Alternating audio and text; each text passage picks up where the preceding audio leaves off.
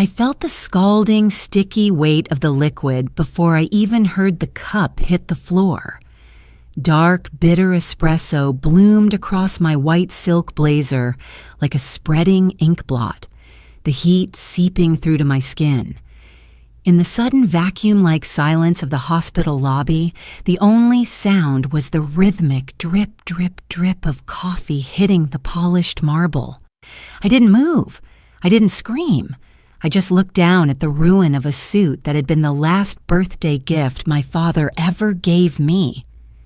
Behind me, a shrill, rehearsed sob broke the silence.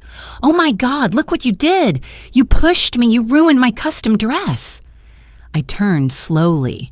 Standing there was a girl who looked like she'd wandered off a reality TV set and accidentally ended up in a place of healing. She was barely 22, caked in contour and wearing a hot pink dress so tight it looked painful. She wasn't looking at me.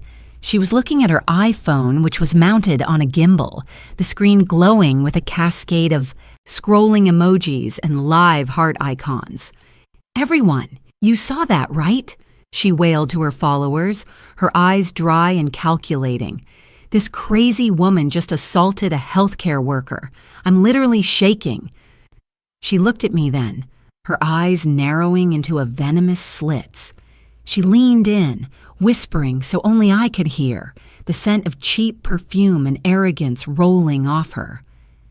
"You're dead, Karen. Do you have any idea who my husband is? Mark Thompson, the CEO. He owns this place. He owns you.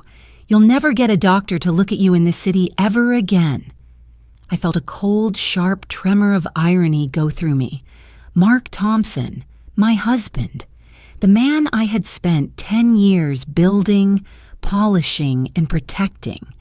I reached into my pocket, my fingers brushing against the cool glass of my own phone. I looked at the coffee stain, then at the girl's name tag, Tiffany Henry, intern. "You want the CEO?" I asked, my voice coming out as a low, dangerous hum. "Let's get the CEO. But to understand how we got to this marble floor, we have to go back 12 hours. The Boeing 787 had touched down at JFK with a heavy thud that rattled my teeth. I'd spent 30 days in Frankfurt navigating the cold, clinical boardrooms of German medical manufacturers. I was the chief strategy officer of Apex Medical Group, but that was just the title on the door. In reality, I owned 60% of the company. I was the legacy. My father had built this empire from a single clinic, and since his passing, his weight had settled permanently onto my shoulders. Mark, my husband, was the face. He was handsome, charming, and spoke in the kind of silver-tongued platitudes that investors loved. But he couldn't negotiate a paper bag out of a corner. I had gone to Germany to secure a fleet of state-of-the-art MRI machines, a job he should have done because I knew if he went, we'd overpay by millions. I didn't tell him I was coming home early. I wanted to surprise him. I wanted to see the hospital through the eyes of a stranger, to see if the culture of care my father died for was still alive. I stepped into the lobby of Apex University Hospital at 9:15 a.m. It was a cathedral of blue-tinted glass and antiseptic. Usually I use the private executive entrance, but today I pulled my own suitcase through the front doors. The first thing I saw wasn't a doctor. It was David Chen. David was the head of cardiology, my oldest friend from medical school, and the only man in this building who didn't care about the stock price. He was on his knees in the center of the lobby, his white scrubs soaked with sweat, performing rhythmic, bone-cracking CPR on an elderly man who had collapsed. "Nurse, glucose, now!" David barked. His focus was absolute. He didn't see the crowd. He didn't see me. He was a man holding back death with his bare hands. That was the Apex I knew. But then the contrast hit like a slap. Not 10 feet away from David's life-or-death struggle, Tiffany was berating Henry, our head valet. Henry was a Vietnam veteran who had worked for my father for 30 years. He was 70 years old, bowing his white head as this girl screamed at him because his slow walking had left her Mercedes in the sun for 5 minutes. "You move like a turtle," she shrieked before turning to her live stream to pucker her lips for the camera. Ugh, the help here is so incompetent, guys. Stay positive, though. Tap that heart. The rage began as a slow simmer in my chest. This was what Mark had allowed while I was away?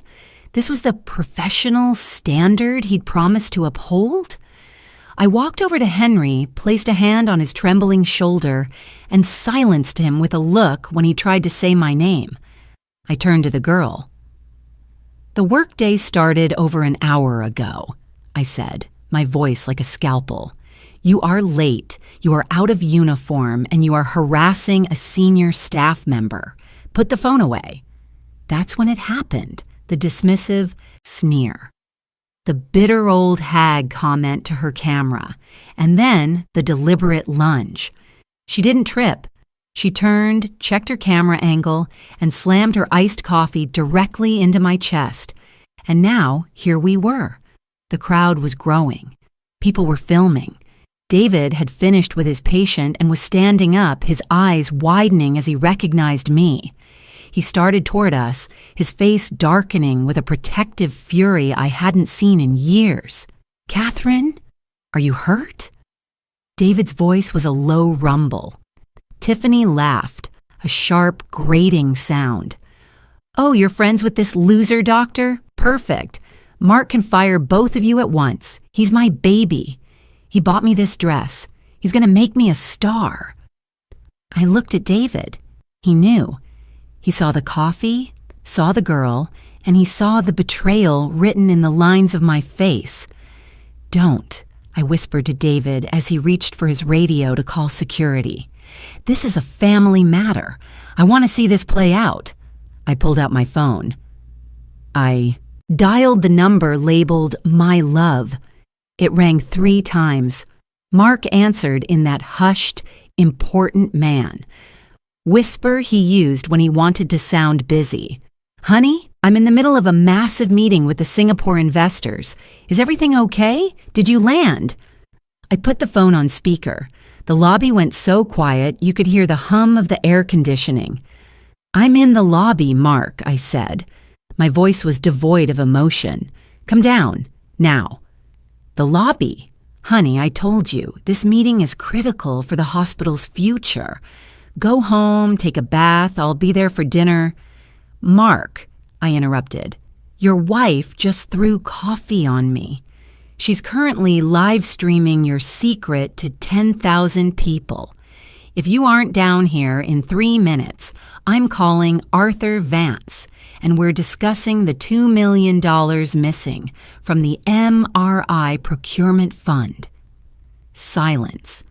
A heavy, suffocating silence from the other end of the line. Then the sound of a chair screeching back, and the line went dead. Tiffany's face went from a triumphant pink to a sickly, chalky white. The phone in her hand trembled. What did you just say?" I said, I leaned in, my eyes locked on hers, "that you should keep that live stream running. The climax is about to begin." 2 minutes and 40 seconds later, the executive elevator dinged. Mark burst out like a man running from a fire. His tie was crooked, his forehead slick with sweat. He saw the crowd, saw the cameras, and then he saw me, standing there in a coffee-stained suit, flanked by David Chen and my lead counsel, Arthur Vance, who had appeared from the shadows like a grim reaper in a pinstripe suit. Tiffany let out a squeal of relief and ran toward him. "Mark, baby, you're here. This crazy woman assaulted me. She's lying about money. Mark didn't hug her. He didn't even look at her with affection. He looked at her with the pure, unadulterated hatred of a man who sees his golden goose being slaughtered because of a foolish mistake. Smack. The sound of Mark's hand hitting Tiffany's face echoed off the glass walls. She spun, falling hard onto the marble, her phone skittering across the floor. "I don't know this woman!" Mark screamed, his voice cracking with desperation. He turned to me, his hands shaking as he reached out. "Catherine, honey, she's a stalker. She's delusional. I've never seen her before in my life." I looked at the girl on the floor. She was clutching her red cheek, staring at the man who had promised her the world, seeing him for the coward he was. "You don't know her?" I asked. I signaled to Arthur. Arthur stepped forward and opened a leather dossier. "Mark Thompson, we have the deeds to the condo in Hudson Yards you purchased in Miss Jones's name. We have the wire transfers from the Apex procurement account to her personal savings, and we have the security footage from the Mandarin Oriental."